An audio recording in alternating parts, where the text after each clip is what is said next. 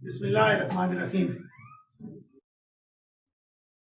First year chemistry में जो lecture number 2 है, इसमें आज हम पढ़ेंगे मॉलिक्यूलर आयन। इससे पहले इस सिलसिले में आप लोग जो हैं वो पढ़ चुके हैं कि एटम क्या है, इसका हिस्टोरिकल बैकग्राउंड क्या है, एविडेंस क्या है कि एटम मौजूद भी है कि नहीं है।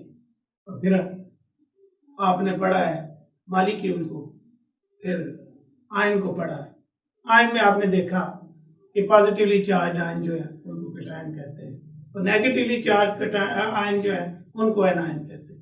उससे आगे बिल्कुल उसी अंदाज में, जिस अंदाज में आप लोगों ने जो है वो आयन को डिफाइन किया था कि एक न्यूट्रल एटम जो है उससे अगर कोई इलेक्ट्रॉन जो है वो निकाल लिया जाता है तो वो पॉजिटिवली चार्ज एक आयन बनता है जिसको हम कैटायन कह रहे थे, और अगर उसके अंदर एक इलेक्ट्रॉन इंट्रोड्यूस करें तो उसको हम जो है वो नेगेटिवली चार्ज एनायन कहते हैं। अब उसके बाद जो है हम पढ़ने जा रहे हैं मॉलिक्यूलर आयन। तो पूरी कायनात जो है बेसिकली ये न्यूट्रलिटी चाहती है, ये कभी भी अपने ऊपर चार्ज नहीं रखना चाहती। तो अब होता क्या है, जब किसी मॉलिक्यूल को इस तरह की कंडीशन से गुजरना पड़े कि कोई इलेक्ट्रॉन उसे लूज करना पड़ता है, तो वो भी आयन में कन्वर्ट हो जाता है। अगर एक इलेक्ट्रॉन वो दे तो यूनी चार्ज जो है वो आयन बनेगा, और अगर 2 देता है तो 2 के हिसाब से। तो अब ये है कि जो पॉजिटिवली चार्ज मॉलिक्यूल होंगे उनको हम बोलेंगे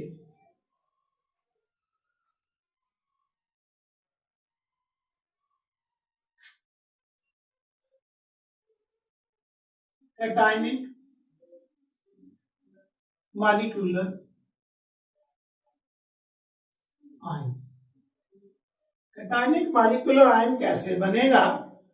इस तरह से जैसे कि हमारे पास एक मॉलिक्यूल है, एग्जांपल इसके लिए CO। अब ये इसको आप हीट करते हैं या रेडिएशन देते हैं या एक्सरेज यूज करते हैं, तो ये क्या करता है कि एक इलेक्ट्रॉन लूज कर देता है। एक इलेक्ट्रॉन लूज करने से इसके ऊपर एक पॉजिटिव चार्ज आ जाता है।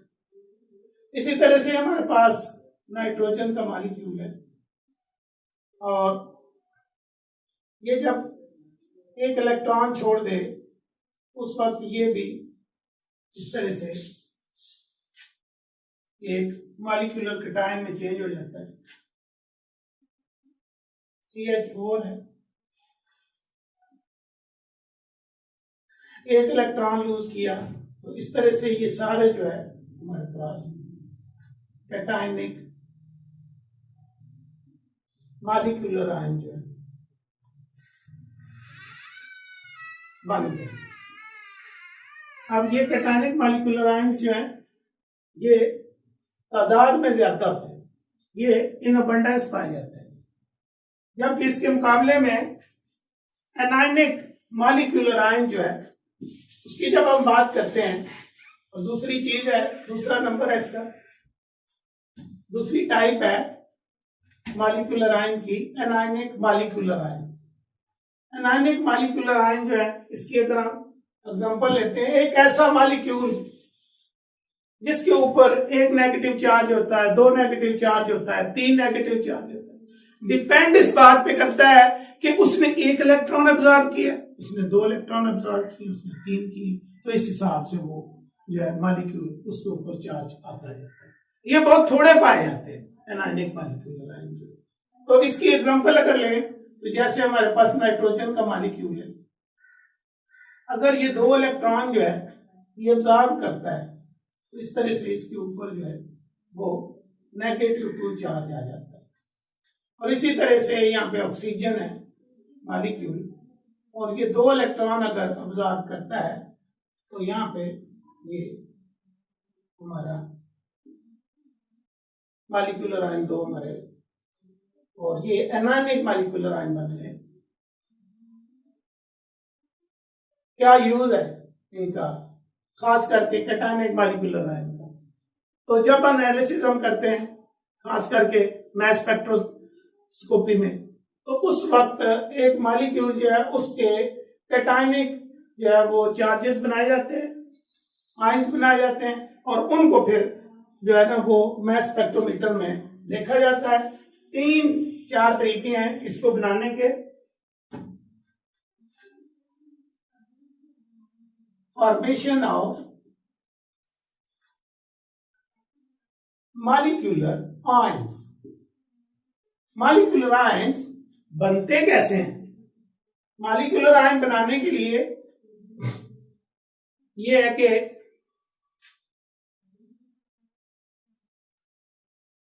हाई एनर्जी नंबर 1 पे, electrons are passed through the gaseous mixture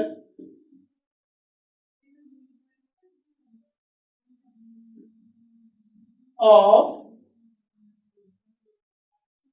the substance। पहला मेथड जिससे हम जो है वो मॉलिक्यूलर आयन बनाते हैं, जो सब्सटेंस जिसके के मॉलिक्यूलर आयन हमें बनाने होते हैं उसको हम एवेपोरेट कर लेते हैं, उसको वोलेटिलाइज कर लेते हैं, उसको गैसियस शक्ल में बदल लेते हैं। अब वंस के वो गैसियस शक्ल में बदल जाती है, हाई इलेक्ट्रॉन जो है उनका बीम उसके ऊपर जो है उसको इरेडिएट करते हैं, और उस इरेडिएशन के नतीजे में एक इलेक्ट्रॉन जो है वो मॉलिक्यूलर बॉडी से निकल जाता है और वो कन्वर्ट हो जाती है आयन। दूसरा मेथड जिससे कि हम मॉलिक्यूलर आयन बनाते हैं वो है द सब्सटेंस, वो वाली सब्सटेंस जिसके हमने आयन बनाने होते हैं, इज डिसॉल्व्ड इन वाटर, उसको पानी में डिसॉल्व कर लिया जाता है। इसकी एग्जांपल बहुत आसान है, जैसे NaCl है प्लस H2O में आप इसको डिसॉल्व करो तो ये चेंज हो जाती है सोडियम और क्लोराइड आयन में। इसके अलावा अगर मैं थर्ड मेथड जो है उसको लिखना चाहूं तो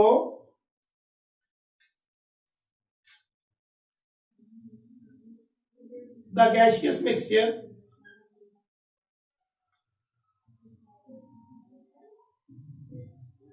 of the substance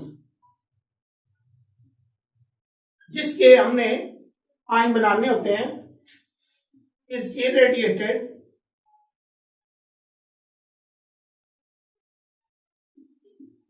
with X-rays। तो ये 3 मेथड है। आप हाई एनर्जी इलेक्ट्रॉन यूज कर सकते हैं, आप वाटर में डिसॉल्व कर सकते हैं, आप हाई एनर्जी इलेक्ट्रॉन यूज कर सकते हैं। इसके अलावा जो है अल्फा पार्टिकल जो है ना उसको भी हम यूज करते हैं फॉर द सेम पर्पस जो है। तो डिफरेंट मेथड्स हैं।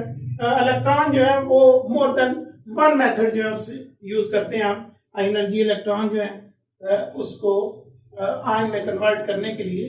तो ये था समथिंग जो है वो मॉलिक्यूलर आयन के बारे में। तो स्टूडेंट्स इस वक्त हमने मॉलिक्यूलर आयन को देखा, इसकी 2 टाइप्स, कैटायनिक मॉलिक्यूलर आयन फिर एनायनिक मॉलिक्यूलर आयन को देखा, इसकी एग्जांपल डिस्कस की, एप्लीकेशन जो है इसकी मैंने कहा है कि मास स्पेक्ट्रोमेट्री में खास करके हायर एनालिसिस में, और इसकी फॉर्मेशन को देखा। इसमें से ना बेटा जी एक क्वेश्चन आ जाता है कि which one of the following is not a molecular ion. तो ऐसे वो लिख देते हैं जी ये CH4 है पॉजिटिव, इसके ऊपर चार्ज है, N2 है इसके ऊपर -2 चार्ज है। इसी तरह जो है ना वो लिख देते हैं कि ये NH4 है इसके ऊपर पॉजिटिव चार्ज है, ये NH3 है इसके ऊपर पॉजिटिव चार्ज। अब इसमें से कौन सा जो है वो मालिक्यूल नहीं है, तो इसमें सादा मेथड यूज करते हैं कि इनको बगैर चार्ज के लिख लें ऐसे, जैसे CH4 है, N2 है, NH4 है और NH3 है। अब आप देखें कि ये अमोनिया का मालिक्यूल है, ये नाइट्रोजन का मालिक्यूल है और ये मीथेन का मालिक्यूल है, लेकिन ये NH4 का कोई मालिक्यूल नहीं। तो ये एक ऐसा आयन है जो हमारा मालिक्यूलर आयन नहीं है, कटायन जरूर है। तो ये बात भी हमारी जो है वो क्लियर हो गई कि मालिक्यूल जब लूज करता है, गेन करता है इलेक्ट्रॉनों को, तो वो मालिक्यूलर आयन में कन्वर्ट होता है। अब इससे हम आगे चलेंगे और अगली बात जो करने जा रहे हैं वो है रिलेटिव एटॉमिक मास। बेटा जी बहुत बड़ा जो है कॉन्सेप्ट है, की कॉन्सेप्ट है, बहुत बड़ी बात है। अगर आप इसको सही करते हो तो जितनी कैलकुलेशंस हैं आपके लिए बहुत आसान हो जाती है। कैलकुलेशन करना आपके लिए आसान होती है जब आपको पता होता है कि एटॉमिक मास क्या है और किस किस स्पीशीज का एटॉमिक मास क्या है। ये जो चैप्टर नंबर 1 आप पढ़ते हैं इसमें से न्यूमेरिकल कैलकुलेशंस आती हैं, 8 नंबर की 10 नंबर की आ जाती है, 4 का जो है वो लॉन्ग और 2 शार्ट भी इसमें से आ जाते हैं और वो सारी कैलकुलेशन होती है। दैट ऑल डिपेंड्स कि आपको गिवन जो मॉलिक्यूल्स हैं उनका जो है वो मॉलिक्यूल मोलर मास का पता है कि नहीं है, और मोलर मास पे जाने के लिए आपको एलिमेंट का जो है रिलेटिव एटॉमिक मास जो उसका पता होना चाहिए।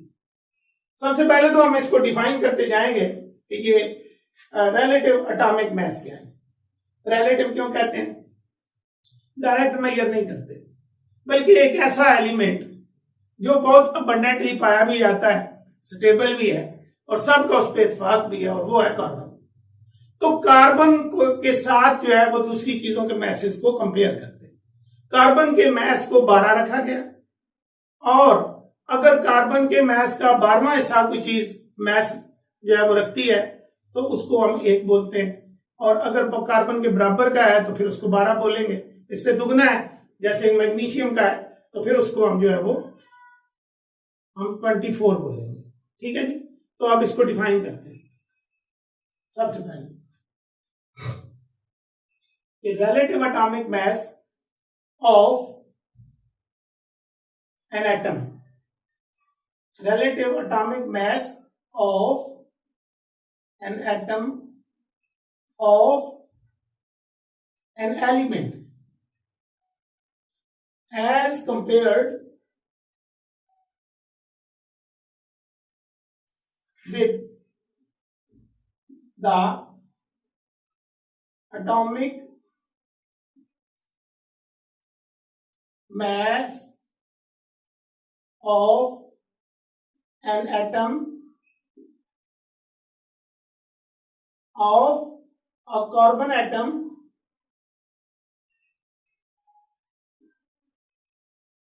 taken as well. Relative atomic mass of an atom of an element as compared is the mass of an atom of an element as compared with atomic mass of a carbon atom taken as 12. इस तरह से अब इसके unit जो है atomic relative atomic मास के क्या है? यूनिट ऑफ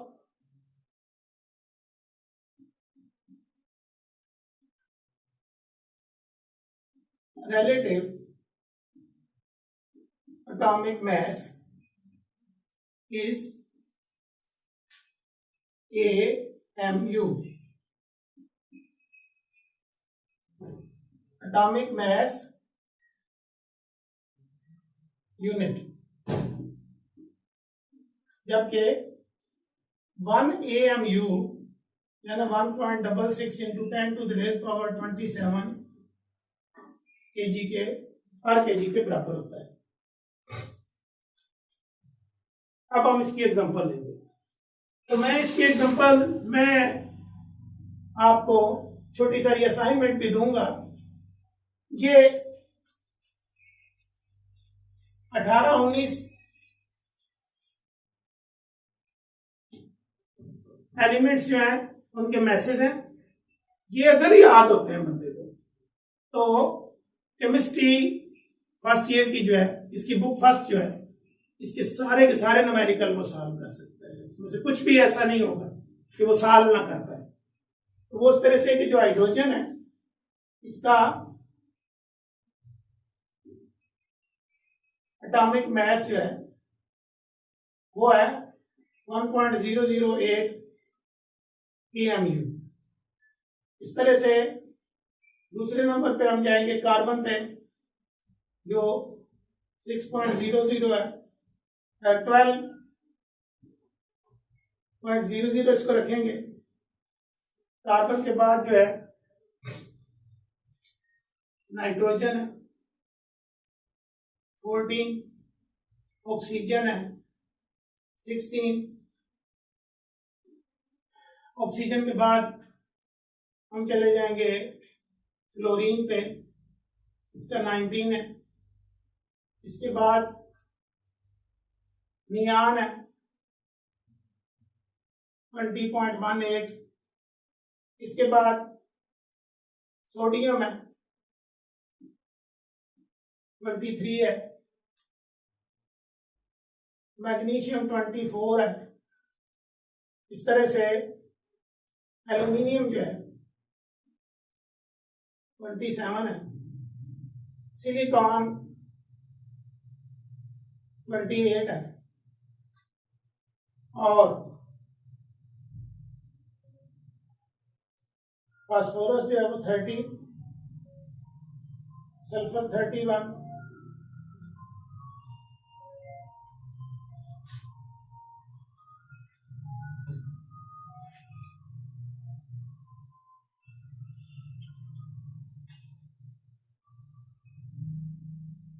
सल्फर के बाद हम जाएंगे क्लोरीन पे। क्लोरीन 35.5 है। क्लोरीन के बाद हम चले जाएंगे सीधे पोटाशियम पे 39, फिर कैल्शियम 40। कैल्शियम के बाद जो है वो चले जाएंगे हम क्रोमियम पे 55 है। आयरन पे, आयरन का मास हमारा 56 है। कॉपर जो है वो 63.5 है। कॉपर के बाद ये हमारे इतने जो मैस यहाँ पे ये मैंगनीज का मैस है। तो इतने मैस हमारे जो हैं ये तो आपने खुद देख लेना है। क्रोमियम जो है इसका कितना है 51 या जो भी है। तो 1 2 3 4 5 6 7 8 9 10 11 12 13 14 15 16 17 18 और 19। और सिल्वर जो है 108 इसको भी यूज किया गया है। तो ये 20 मैसेज है। ये एग्जांपल्स भी हैं एटॉमिक मैसेज जो है उसकी रिलेटिव मैसेज की, और ये आप में से हर किसी को आनी चाहिए।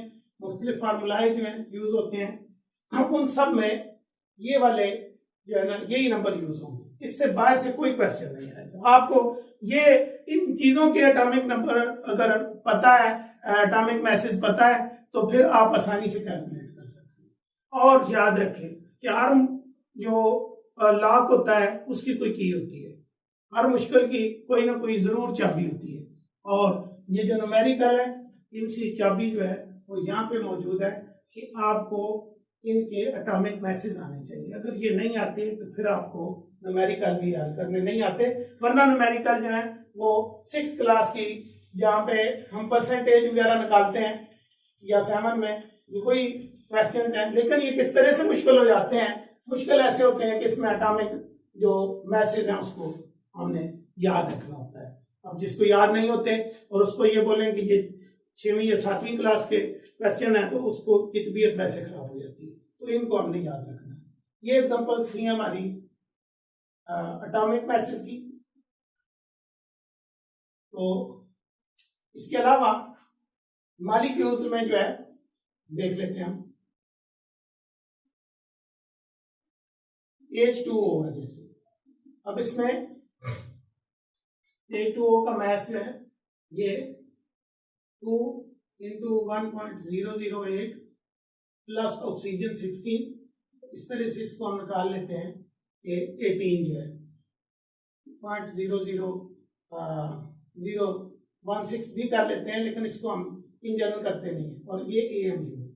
एक बात और याद रखिए कि एक एटम या एक मॉलिक्यूल के वजन के लिए हम AMU जो इसको यूज करेंगे, और अगर वो एक मोल हो यानी 1.6.02 × 10⁻23 एटम हो, मॉलिक्यूल हो या इलेक्ट्रॉन हो, तो उसको हम मास जो है उसको हम जो है इंशाल्लाह वो ग्रामों में यूज करेंगे। ग्राम उसका मास होगा। इसके बाद ये कॉन्सेप्ट था रिलेटिव एटॉमिक मास का। इसको हम फिर रिवाइज कर लेते हैं एक दफा कि relative atomic mass is the mass of an atom of an element as compared with the mass of an atom of carbon taken as 12। तो कार्बन के जो 12 हम वजन लेते हैं उसके बराबर जो है जो वजन है उसको हम रिलेटिव एटॉमिक मास कहते हैं। Unit of relative atomic mass is AMU, और ये 1 AMU जो है ये बराबर होता है 1 AMU is equal to 1/12 the mass of carbon atom isotope 12, और ये बराबर मैंने लिखा था 1.66 × 10⁻27 kg, इस तरह से। अब हम चलेंगे एक नेक्स्ट टॉपिक है, बहुत कम ही यूज होगा, लेकिन फिर भी इसमें से क्वेश्चन भी छोटा सा पिक कर लिया जाता है, और वो है आइसोटोप्स। आइसोटोप होता क्या है? ऐसे एटम जो जिनका एटॉमिक नंबर 1 होता है और जिनका मास नंबर डिफरेंट होता है, और डिफरेंट इसलिए होता है कि उनका न्यूट्रॉन नंबर डिफरेंट होता है, उनको हम आइसोटोप कहते हैं।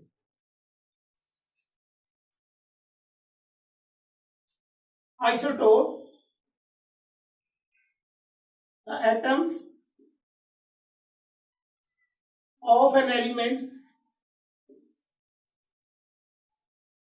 having same atomic number but different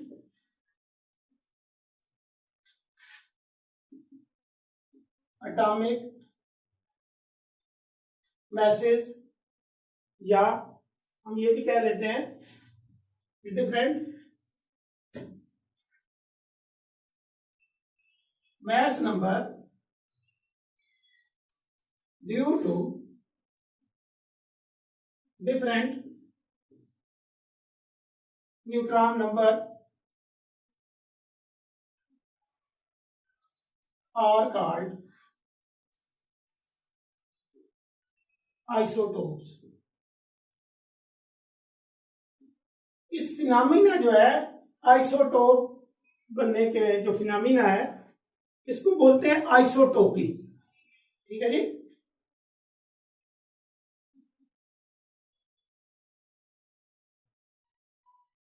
phenomenon is called isotopy. Phenomena जो है उसको आइसोटोपी कहते हैं। डिस्कवर्ड बाय सोडी, सोडी ने इसको डिस्कवर किया था। तो इसकी एग्जांपल लेते हैं।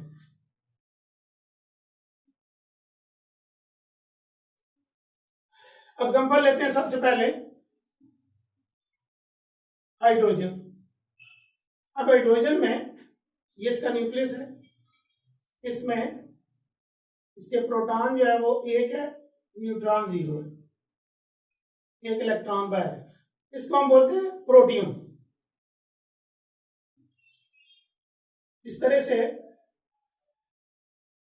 एक और हाइड्रोजन है जिसका प्रोटॉन 1 और न्यूट्रॉन भी 1 है, और इसको हम 1 1 कहते थे, ये 1 2 है, और इसको ड्यूटेरियम कहते हैं।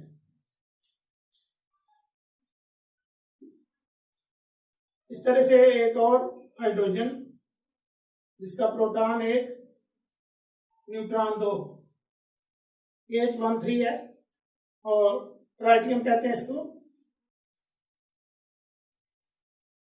ठीक है जी।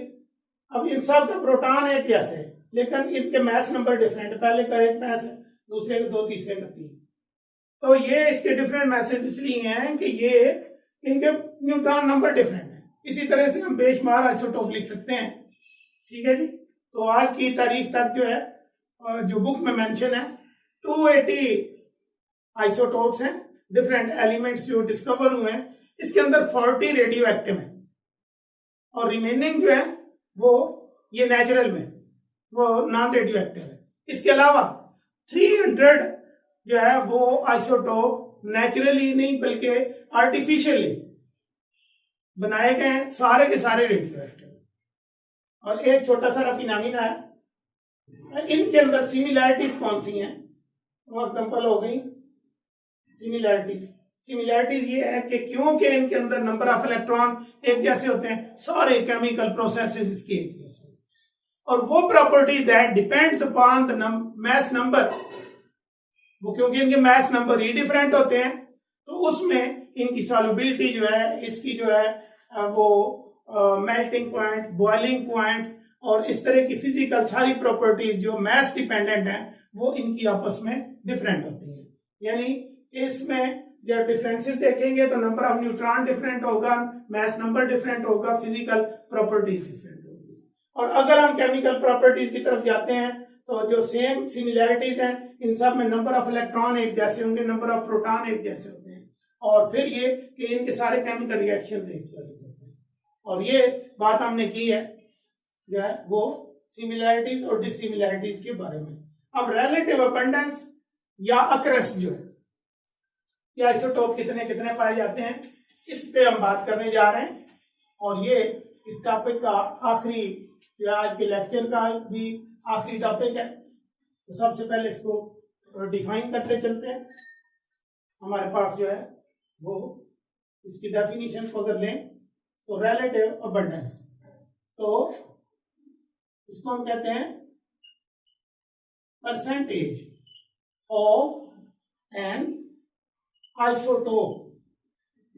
असल में ये है परसेंटेज ऑफ एन आइसोटोप जो है, इसे को relative abundance, percentage of N isotope in the mixture of its isotopes is called relative abundance। इस तरह हम एग्जांपल ले लेते हैं इसकी। एग्जांपल में हमारे पास नियान एलिमेंट है, नियान हमारे पास है नियान 21 है, और इसकी एक अबंडेंस है नियान 22 है, और नियान 21 और ये 22। अब इसमें 90.08 है, 20 ये जो है 0.26 है, और ये जो 22 है ये बनाता है हमारा 8.9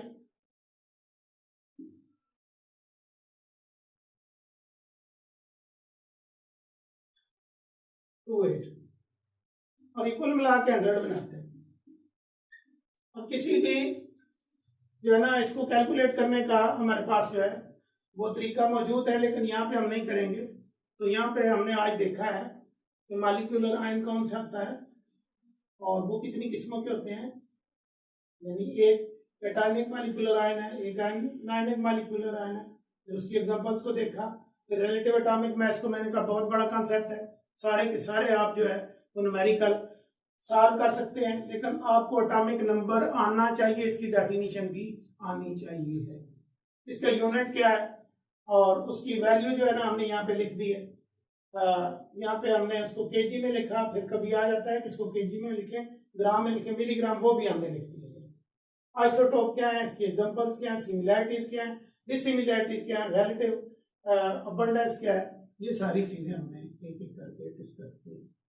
तो इस वक्त जो है आपको हो सकता है थोड़ा सा ये हार्ड लग रहा हो, थोड़ा सा आप इसको कुछ की पॉइंट्स जो हैं वो आप मेमोराइज कर लेंगे तो फिर आगे चल के जो है ना आपको इससे बहुत आसानी होगी।